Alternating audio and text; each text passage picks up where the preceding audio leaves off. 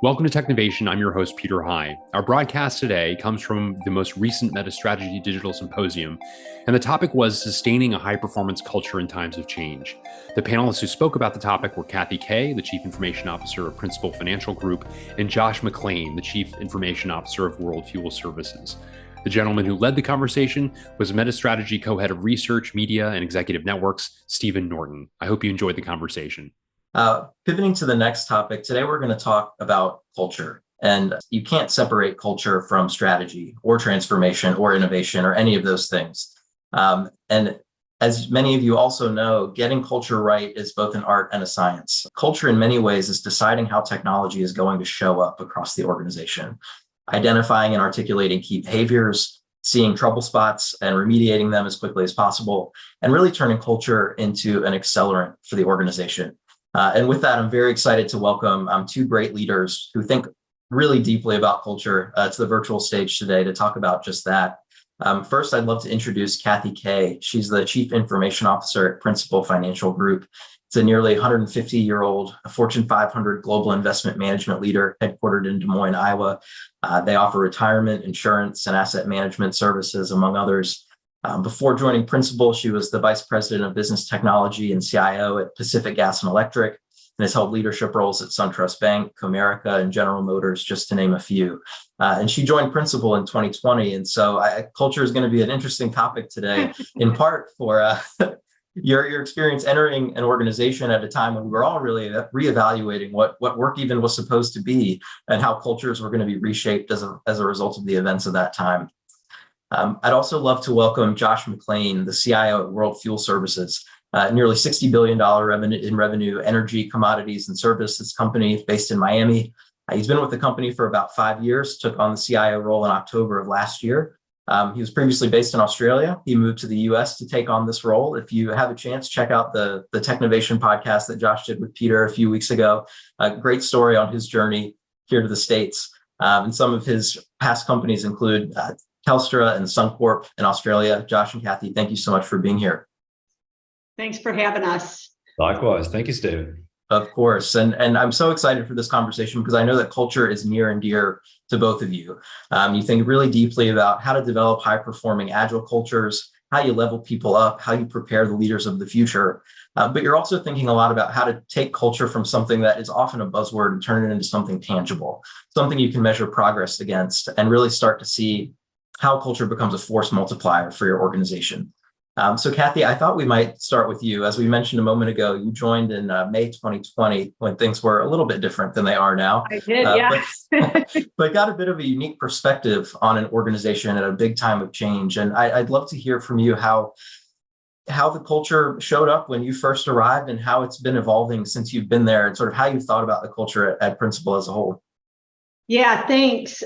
So I do want to start by saying while I joined May 1st, I actually got to interview in person and meet some people in person. So it helped a little, but what I would say is one of the things that I love about Principal is the culture. And I'm glad I get to talk about it, but it was something that it has been important to me in my career because what I've realized is if the culture is not core to who you are as a person, if you can't align to the values of the company, you're always going to be in conflict when you're working there. And so that is something that I really loved. Because I joined in the pandemic and we were all remote, I did have an advantage that because everybody was remote, it was kind of like the same experience from all of my teams globally. We were all going on video. We were all experiencing some of the same things. And I will say, I think joining in the pandemic allowed me to actually develop relationships much more deeply, more quickly, because I had the window into their families as well, right? You had kids running in and out, you had animals coming in and out. And I think it really caused our relationships to get much deeper more quickly because of that. Segue to now kind of moving through the pandemic, I mean, it has always been one of our focuses, not just for me, but for our entire leadership team, of making sure that people are feeling connected, people are feeling valued, they're getting the right support that they need. We're doing things that make sure they understand how their contributions matter. So it's kind of core to who we are. I was able to take advantage of some of those things that we already had in place, but also tried to do some other things to connect with people in different ways. And it's something we just have to continue doing because of the nature of our workforce that is somewhat hybrid, some totally remote, and then some that are here all the time in office. So it is just an ongoing learning process. Absolutely. But I think you've identified an interesting silver lining in that you were able to really build some of those cultural foundations as a result of everyone having more or less similar experiences when you joined. That's really interesting. Josh, turning it over to you. So in the past, we've talked about how the ways that your teams are organized and how that really plays a big role in the culture of your organization. I wonder if you could just walk us through some of the big elements of that cultural evolution at World Fuel Services that you've seen. Yeah, I look after about 500 people globally in all parts of IT, from support, operations to security, everything in between.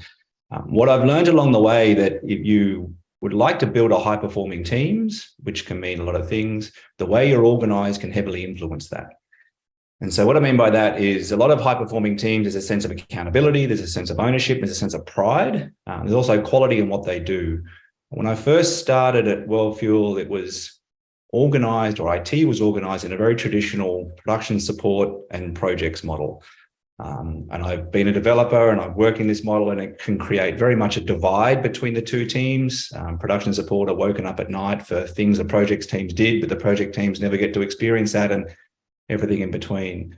One of the first things we did was completely reorganized all of IT into, based off a Spotify principles or a product model, which is cross-functional teams organized around assets. But these teams own everything. They own support, they own all projects, enhancement, security, you name it. You build it, you own it model. And what that did as part of the other elements of our strategy and people and talent was almost overnight improved our critical incident response, so the mean time to restore, because there was a designated team that when an incident happened, owned it and saw that through to completion. So that's been one of the biggest kind of benefits or outcomes we've received at World Fuel, simply by reorganizing ourselves. All right, thank you. And I know you've also put some metrics around measuring the culture. Can you talk a bit about some of those measurements that you use to make sure that the company's culture is evolving in a positive direction, or maybe identifying some of those trouble spots, as the case may be? Yeah, I'm a big believer in metrics. A lot of opinion and fact can be thrown around, but if you've got some metrics, then you simply replace that opinion with fact. But it also helps you get to root cause. A couple of things I always look for in three main categories. One is operations, particularly as any IT team.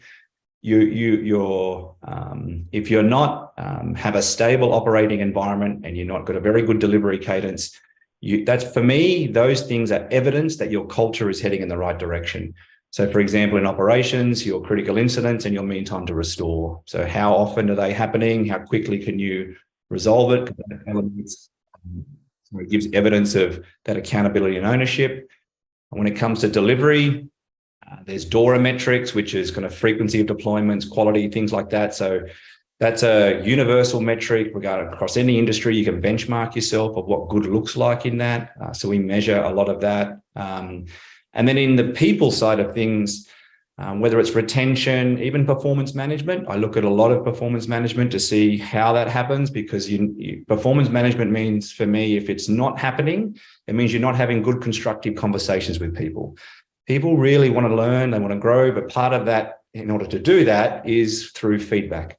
Another one we do is around leadership advocacy. So we send a survey out just using NPS every quarter that asks two questions, and it goes to everyone in the whole area. And that's, would you recommend your leader to a friend? And would you recommend your team to a friend? And those results are made transparent, and also comments. So that gives us all an indication of, on a frequent basis, how the advocacy for your leader and your team is going.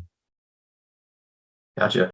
Kathy, turning it back to you, we've spoken, actually, we've both spoken a little bit in the past about the need for cultural transformation to be leader-led. And I would love to get your perspectives on how you and your leadership teams show up differently and how you embody the traits that you really want to see in the rest of the teams. And would love to learn just what that journey's been, what kind of skills you've had to develop, and how you really try to show up differently for your teams. Sure. I will. So one of the things I think that is most important for every leader is to be your authentic self, right? And if you can't show vulnerability, if you can't share an openness with your teams at any level, I think it sets a tone for maybe people feeling maybe less open, a little bit guarded to have the right kinds of conversations. So I think first and foremost, I am always doing a gut check of, am I really showing up, as I really am? I don't want airs about myself. I don't want people to feel uncomfortable, and I want to make sure that they're comfortable giving me feedback if there is some level of discomfort. And then from a leadership perspective, we have actually been having a lot of discussions on this because one, I was new to this organization. A lot of my leaders have been here for quite a long time and had a leader, that they had for a long time. And so I wanted to make sure that I didn't disrupt those types of things that worked well for the teams from a leader support perspective, or making sure that we are able to remove blockers, things like that. So I thought that we spent a lot of time on that. But then as new leaders started coming in as well, we started talking about how we need to show up as an organization, as a team. One of the things we used a lot of is listening to our people. So we have engagement surveys, pulse surveys, if you will. I host an informal discussion with my team that anybody can join and really talk about whatever might be on their mind. And all of that helps shape, some of the things that we need to do as leaders. Are we being inclusive? We say we are, we better show, we better make sure that that's how people are feeling. Are they able to have their voice heard?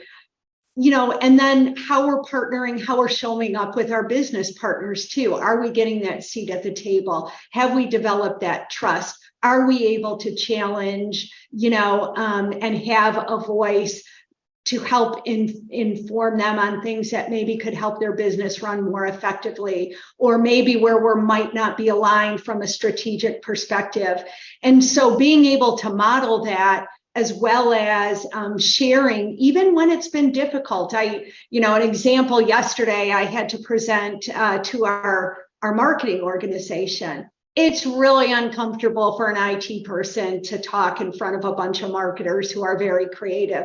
And so that's how I opened and just said, I'm a little nervous because you guys are the ones who usually help me put all the creative messaging together. And here I am in front of you talking about some things that I hope are interesting to you. And so just setting that tone of, it's okay to be nervous, it's okay to be uncomfortable, but willingness to share it, I think just sort of opens the door for some really rich conversations. Absolutely. I think that openness would be much appreciated. I'm curious for both of you, actually, maybe Kathy will stick with you, but how do you respond when you identify something that is misaligned? I know we've talked a little bit in the past about agile theater, where there are behaviors that, in word may be what's supposed to happen, but indeed really isn't always representing kind of that cultural change that you're trying to push. And so how do you then think about responding to that and kind of stepping in to make sure that alignment gets reset?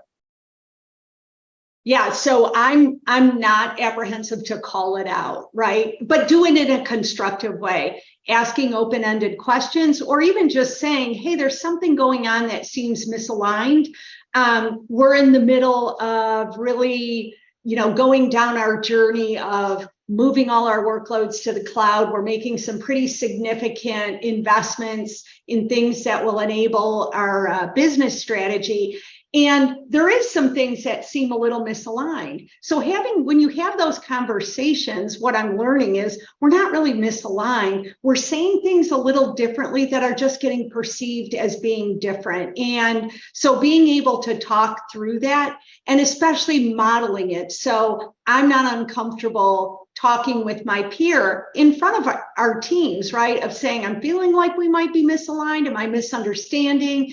So that they can see that it is okay to challenge, it's okay to express a concern, and it's okay to state what you're seeing that might be misaligned to how you were thinking about something. But I do not hesitate. Now, if it seems like it might be contentious or maybe there might be somebody who might feel put on the spot, then I will take that offline and not do it in a public forum, but just have a conversation offline that says, hey, I was feeling a little bit like there was something going wrong, but let me make sure that we're still on the same page. But then if there is something going wrong, let's just fix it, right? Let's not let it stew and let our teams get out of alignment. Let's just work on it and fix that. Absolutely. But it's, sometimes you're a little, there's just so many messages that could be taken differently. And so I think just constantly keeping the communication open is incredibly critical. Absolutely. And related to that, Josh, I'd love to get your perspective on this too. We talked a little bit about feedback and how to give it, when to give it so that it's going to be most constructive. Have there been any practices that have worked for you or things that you've worked with your teams on to help make sure that clear message is making it where it needs to go? Yeah, look, I think feedback's essential, as kind of Kathy alluded to as well. Maybe to put it into perspective, one thing we've done is almost define the attributes, that is the expectations of a leader that will form the culture we want. So we have 6 attributes that every leader is measured by. First is forming teams. How well as a leader do you form teams? You're only as good as the team you have around you. 2 is around distributing work. How do you make sure that work is organized and effectively flows through the process as frictionless as possible? How do you attract and retain talent? Very much linked to forming teams as a leader. I think it's one of the critical jobs we have.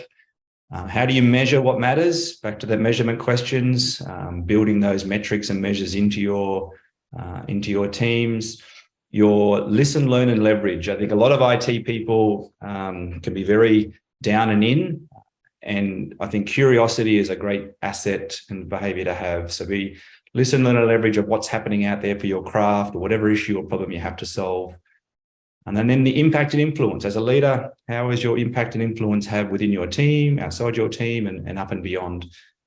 So we use those attributes to frame the feedback we provide to people. And for example, for me, all my direct reports, once a month, we meet and we have a deliberate session which is catered around those attributes. And they come in to me and they are prepared with stories or evidence against these attributes of where they think they've done well and where they think they need improvement. And we have a rating scale, which we do with the annual performance reviews, but I actually use that rating scale on a monthly basis.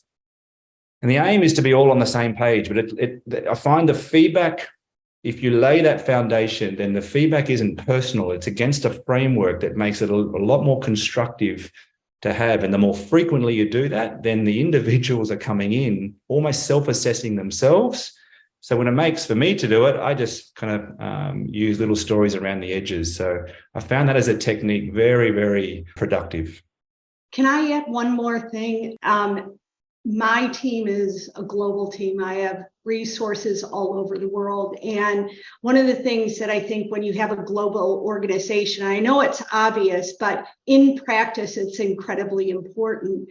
You have to make sure how you're communicating will be received in the country the way you want them to receive it. So certain words have meanings that could be very different when you're in a different part of the world.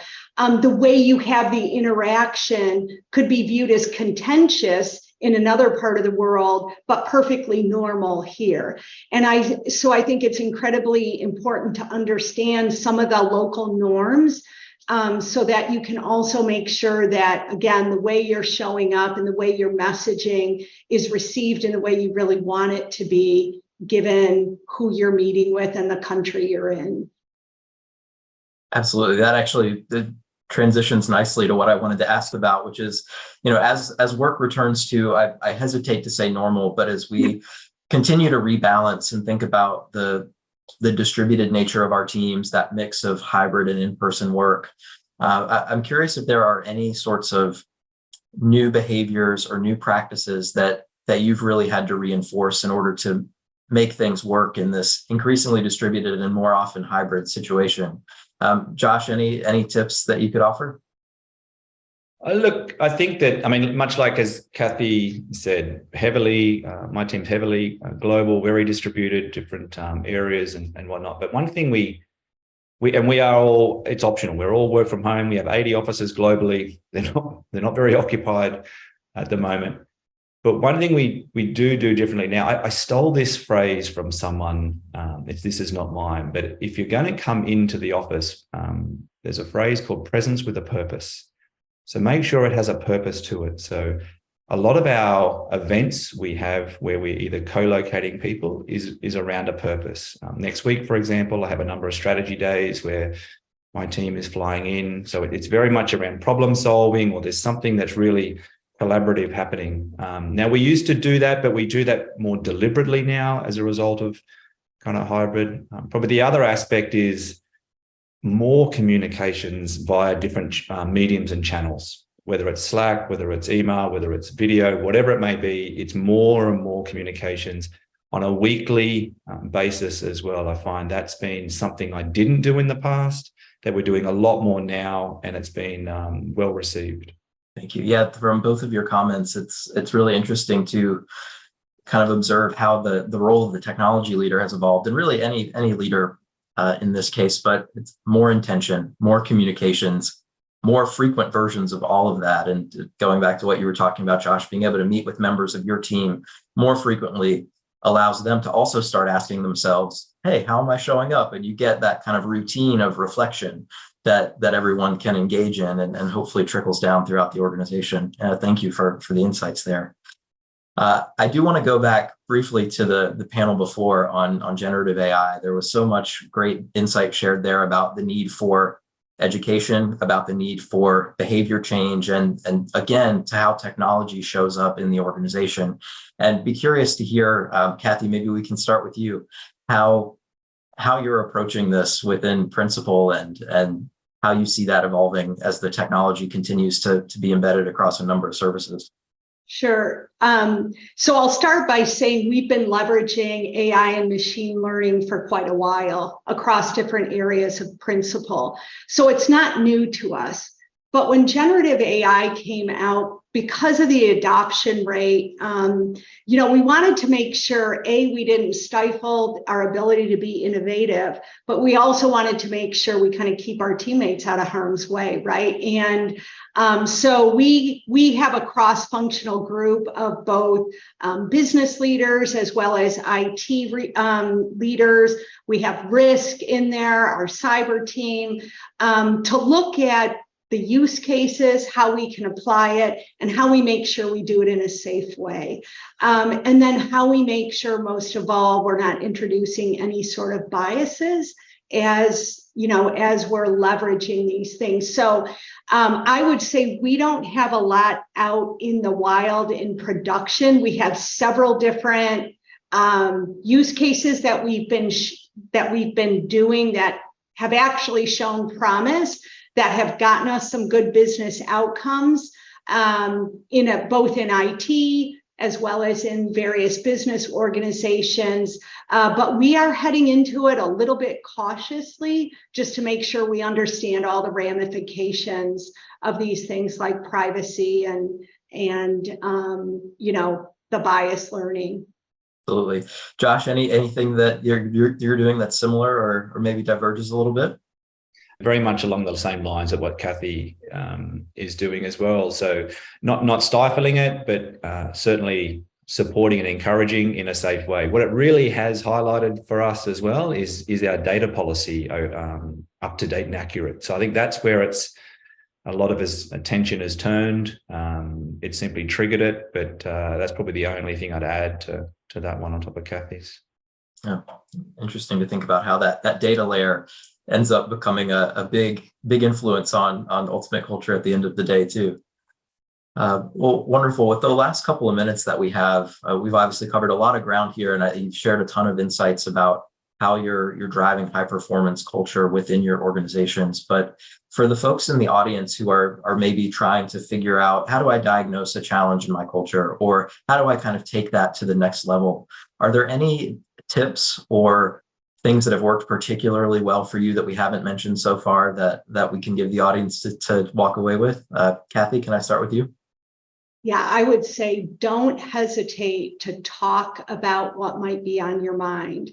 I've always found when I frame it as, hey, this is something that is bothering me, can we talk through it? It sort of takes any sort of defensiveness that might come out. But certainly, I think the more you develop relationships, the more you understand and make sure everybody's included and is able to have a voice, the more your culture thrives, the more your performance thrives. But start with yourself and make sure you're being your best authentic self. And I think great things happen. Excellent. Josh, over to you. Look, I believe and I want to be in an environment that is high-performing culture. What I've learned along the way is that is underpinned by the quality of talent you have. Talented folks, in my experience, generally, roughly, they look for three things. Is there a very aspirational goals that gives them a sense of purpose? Is the work that they're doing very, very challenging and helps them learn and grow? And are they surrounded by other highly talented people? So I think I try to think of those and make sure that those things are all present and in harmony, or a work in progress to get there. I'd live with that. Excellent. Two great lessons. One, make sure you yourself are in the place that you need to be and having that regular sense of self-assessment and make sure you're showing up in the right way. But then also making sure you're providing that foundation of aspirational goals and highly skilled and talented people around them, which ties back to the strategy piece we talked about at the beginning. Well, Kathy, Josh, thank you so much for the fantastic conversation. It's been a pleasure. And I hope that you both have a great rest of your day. Thanks for having us. Thanks, Steve.